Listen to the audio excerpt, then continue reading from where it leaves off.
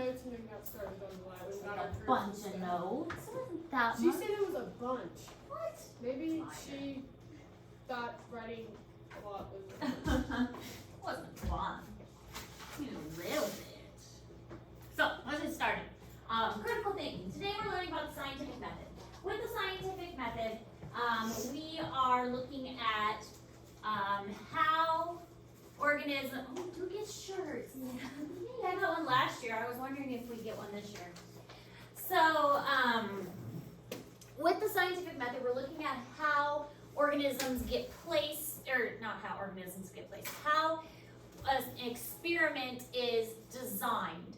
So this is the way that you put things in a proper way to test an experiment. Experiments are done in a very particular way. So critical thinking is required for the scientific method to work. We want to make sure we remain objective. We are not being biased, and that is very important. We want, a lot of times we design an experiment, we think it's going to go a certain way, and we're like, oh yeah, it's going to go this way. And so we want our results to mirror what we think. But we have to be accurate and record them to say, okay, well, it's not going the way I think, but I still need to record what I am seeing. Even if I think that it should go this way, that's not what I'm seeing, that's not the results I'm getting, I need to be accurate with the way I am recording things. So it's really important anytime we're doing an experiment. And be critical thinkers and start thinking, well, why? Why is this happening? Why is it going this way, even when I think it should go the other way? So that is a super important part of the critical thinking process, the scientific method in general. Don't be biased, do it accurately, make sure that you are remaining objective during the process. Go.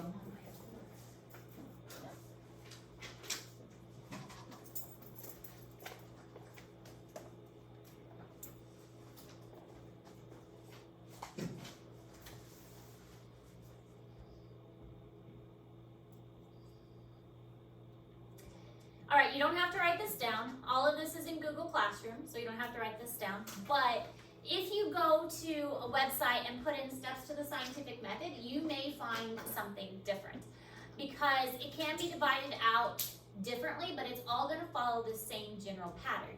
So the scientific method starts with an observation. You go out in nature and you see something, and you're like, huh, I wonder why that happened. And it leads to a question. That's interesting. I wonder what caused that. And then that's going to lead you to do some research. Well, I'm going to search up on Google why I think that what's causing that. That's your background research. And then it forms a hypothesis. Usually a hypothesis is a testable prediction about why something is happening. From there, you can develop a method, and this is a step-by-step, very detailed, very precise. This is how I'm going to test this hypothesis. The results are the information that you gather. With results, you are not interpreting anything yet. You're just like, these are numbers. This is the information I got. It's usually in the form of graphs or tables, or this plant grew 10 centimeters. It turned purple. It was, it smelled really bad. This is data that you can collect. But you're not saying why. Why did it grow 10 centimeters? Why did it smell bad? You're just making observations and collecting that data. Now, when you get down to the discussions and the conclusion, that is when you start to say, well, I think this happened because of this. And that is because I got this information from my background research, or something went wrong, or I think this happened, and this is why we got these results. Also, in this discussion conclusion, you go back to your hypothesis and you say that the hypothesis was supported or not supported. You never ever say our hypothesis was right or wrong. In science, you can't really prove or disprove anything. You say our hypothesis was supported or not supported. You did your experiments a grand total of one time. That does not make your hypothesis right or wrong. It shows that, yes, one time we got these results. It doesn't show that your stuff was right. So you don't say it was right or wrong, you say our hypothesis was supported by the data that we got. And then of course, publishing your results. You publish your results so others cannot claim your work. If you don't publish your results and get your answers out there, then other people can say, hey, I did that. And you'll be like, no, you don't, I did it first. And I'm like, prove it. And you can't if you don't publish your stuff. All right, so science is a systematic study of the observable world. Anything out there can be drawn back to science. And doing a systematic, step-by-step, this is what is going on, is going to, pretty much everything can be drawn back to science. My daughter is trying to argue that math was one of the most important things. And I'm like, well, fair, math is important, and so is like reading. You need to be able to read in order to understand things. But science is arguably very important also. So a hypothesis is a testable explanation of a natural phenomenon, and in our case, a hypothesis is written as an if-then statement. If something happens, then this will happen. It's an easy way to write a hypothesis correctly. Now, obviously, if you get into the more fancy schmancy stuff, like for my thesis that I had to write in order to get my master's degree, the if-then statement wasn't written like that. My hypothesis was like a paragraph long. But it was still a testable prediction. It wasn't written. Can I please just have like that. dual credit students with the last names S through L? That's S through L to my office. Thanks. But the hypothesis is a testable prediction and typically written as an if-then statement. So we're recording this, so you'll be able to catch up. All right. If this happens, then this will happen.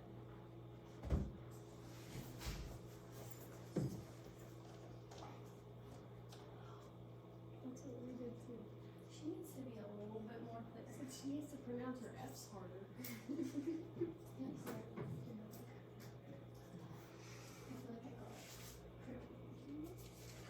Does she think she said S too? Yeah, she goes, have you got this? No? F. Sounds a whole lot like S. Maybe she has like a little lisp. Maybe that's Yeah, what I it think is. that's what it No, is. she's really soft spoken. Well, yeah, but like F and S, they don't sound that much alike. Yeah.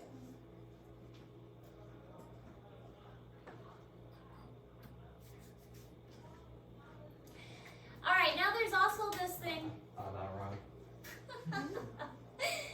Maybe she just show up and say, I am Yeah. coming. The last name's H, you're supposed to know. S to L. F through L. Oh, F? Yes. I heard S again. I heard us. Why would it be S through L though? That's what I thought. That makes no sense. Inductive versus deductive reasoning. Inductive and deductive reasoning are two different ways of thinking of something. It's kind of logical thinking, but you're kind of thinking of things a little bit differently. Inductive reasoning is specific to general, is kind of the way to think of it. But the best way is to use it in an example. So I see that this plant is green, therefore all plants must be green. So you're looking at a specific example, one plant. This one plant, I see, oh, this is a plant, this plant is green. So therefore, all plants are green. You're looking at a specific example and you're drawing a general conclusion from that. So that's inductive reasoning. Now taking that to a deductive reasoning, it's the opposite. You're looking at a general observation and then you're making a specific one, drawing a specific conclusion from that. So all plants are green, I know that all plants are green, and so if I see something green, it must be a plant. We know that's not true. We know that there are many things in this world that are green besides plants. So there are flaws to both of these reasoning ideas. These are not accurate, but they are helpful if taken like in perspective. They're helpful to a certain degree. Because part of the scientific process is making predictions using and drawing on knowledge that is around us, drawing on knowledge that we already have to make these predictions. So using inductive and deductive reasoning helps us make these predictions and make educated guesses. I mean, I guess you could see why that might be a lot of notes.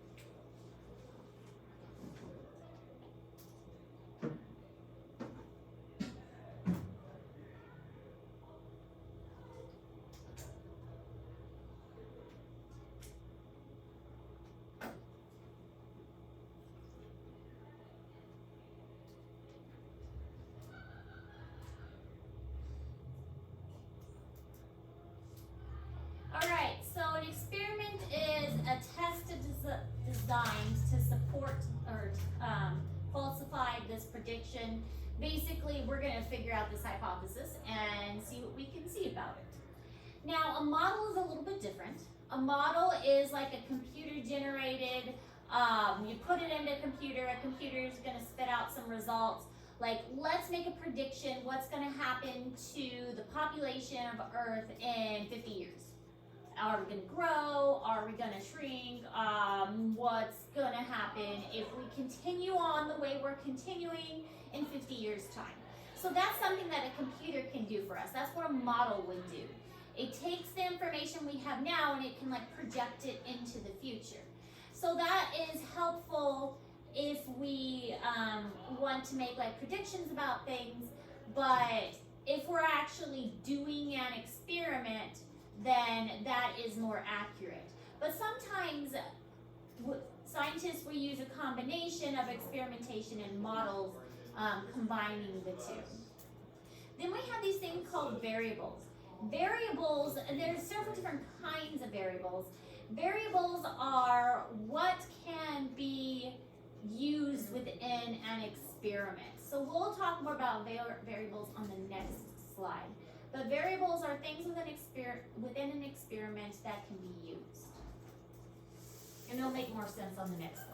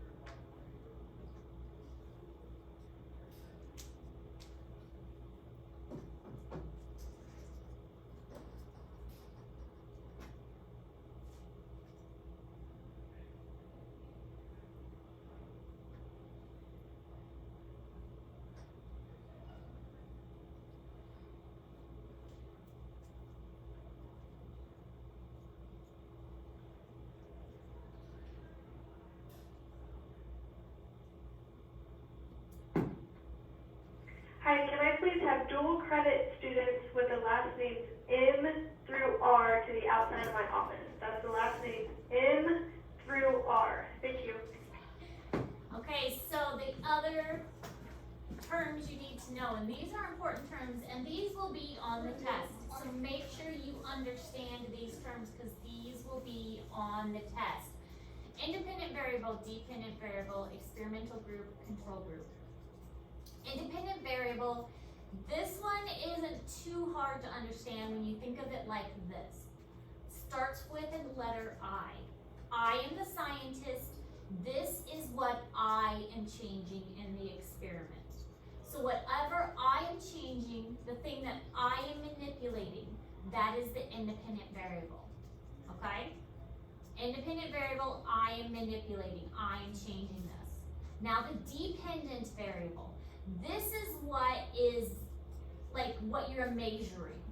So how tall the plant grew, what color the plant is, what if it smells bad, what it looks like. Those are all the dependent variables. These are the things you are measuring. The results that you get that depend on the independent variable. That's why they're called the dependent variables, because they depend on the independent variable. So the independent variable, I am the scientist, I am in charge of that, and they depend on and I get to make that choice. The dependent variable depends on the independent variable. Does that make sense? Because that will for sure be on your test. Okay. Now the control and experimental group. The control group is super important. Every experiment will have a control group. You guys are going to set up your experiment soon, and you're going to brainstorm for your experiment. If we have time today, we may not because of all of this dual enrollment in the assembly. But the control group, you always have one group that you don't do anything to. You use it to compare to. You need to have one group that you use as your comparison group. So we're going to do an experiment with plants. And so you're going to plant one plant that is your normal plant. It's going to be planted in normal soil, planted and watered with water, and it's going to be left in the sun. That is your control group. Now it is just going to be a normal, nothing's going on with it. It's your normal plant. It's your control group. It is your basis to compare to. That's your control group. Then you have your experimental group. With your experimental group, this is the one that you are changing. So this is the one that your independent variable falls under. Continue, Siri. This is the one that your independent variable falls under. So with the experimental group, the other thing to keep in mind, it is super important that you only change one thing at a time. If you were trying to grow a plant and you wanted to grow it in the dark, but then you decided, oh, I'm going to grow it in the dark, but I'm also going to water it less, and I'm also going to put fertilizer on it, and I'm also going to put, I'm also going to water it with Gatorade, and then I'm also going to use, less water, and you can't change that many things, because if the plant doesn't grow, you don't know what exactly it was that caused it not to grow. Was it because you put it in the dark? Was it because you didn't water it? Was it because you used fertilizer? You don't know because you changed too many things. If you wanted to, you could put plant A was in the dark. Plant B, we didn't water. Plant C, we watered with Gatorade. So you can see we're changing each individual plant. We're changing one thing about each individual plant. So that's different. You still have your control. Each individual plant, we're changing one thing. So that's different. You just can't change a whole bunch of things about one plant because then you don't know what you're measuring. So experimental group, you change one thing. Control group, you leave it alone. It's your control. You compare it to it. Everything's compared to the control. Dependent variable, that is the results that you are getting. An independent variable, I am the scientist, I am changing that. There's also something called the control variable, which isn't up there. The control variable, there's a lot of control variables. Those are the things that are kept the same. We use the same container. We planted the same kind of seed. We planted them at the same time. We watered them at the same time of day. We watered them the same amount. We kept them in the same window. We stopped the experiment at the same time. They were kept at the same temperature. These are all things that were kept the same. So there's usually a whole bunch of control variables. They had the same amount of dirt. They were planted at the same depth. You can think of all kinds of control. We used the same ruler to measure them. We measured them both with centimeters. Those are all control variables. With data, you want to get as much information as possible. The more information you collect, the better. It is always good to have too much information. As much information as you can possibly get, and then you can like winnow it out later. What day did we measure? What day did we water them on? What day did we initially plant them? Did it grow that day? No, that's okay. We still are gonna write that down. We're gonna make observations, as many observations as we can. When we initially planted the plant, the soil was very dry. It's better to have as much data as you can, because later on that's going to be very helpful. I don't know how many times I've done this experiment and I have students say, hey, what day did we water it on? What day did we plant it on? What time? And I'm like, guys, didn't I tell you to write this stuff down? The more data you have, the better. And you want to make sure you are accurate as possible and not biased, especially when you're collecting your data. And scientific method, basically what we're doing, making, testing, evaluating your hypothesis. Be accurate, don't be biased, be consistent. Even when the experiment goes wrong, you can still learn. In fact, scientists learn more from an experiment that goes wrong than they do from an experiment that goes right. Most of the time, when an experiment screws up completely, they learn more from that than they do when an experiment goes the right way. That's what science is all about. In the words of a famous scientist, take chances, make mistakes, get messy. Anybody? Anybody know what that is? What? Is it What? Is it Einstein? No. Miss Darwin. Frizzle. Miss Frizzle. Miss Frizzle. Magic School Bus. That makes sense. Take chances, make mistakes, get messy. Although I wasn't thinking. That's what Liz is named after. Really? Yeah. My daughter was on a Magic School Bus kick when we got the lizard, and so she named Liz after Miss Frizzle's lizard. Sometimes I think of dressing up as Miss Frizzle for Halloween. Oh, you should. But the teachers usually do a theme, I guess, for Halloween. Okay, you both came in here like with a deep red. It was so fun. I think though that it would be fun to do Miss Frizzle one year and then have my students dress up as like the students. Have one of my classes do the students from like, what are they, Arnold and, yeah. And then I could have Liz on my shoulder that day and wear one of those funny dresses. That'd be so much fun. I would fit Miss Frizzle so well. They were. Ow! I just stabbed myself. I saw a shirt the other day. What was it? Weird teachers build character. I was like, that is so me. I fit that so well. Weird teachers build character. It's appropriate. And the girls are the more fun ones. Because like you never know what you're gonna find in my room. Whether I have dead things on the counter And then or like Bowman, you never know what he's gonna say, so it's Oh, pretty yeah, fun Bowman's it's there. Okay, you have teachers? Like you guys, teachers? I have nothing against him, but he talks in like one tone and it like makes me tired. And then when he reads, he has zero emotion. So the book just gets boring. I feel like and the characters have And he skips words. agonizing Yeah, and he death. skips like a whole paragraph. He's got a whole page for us. What?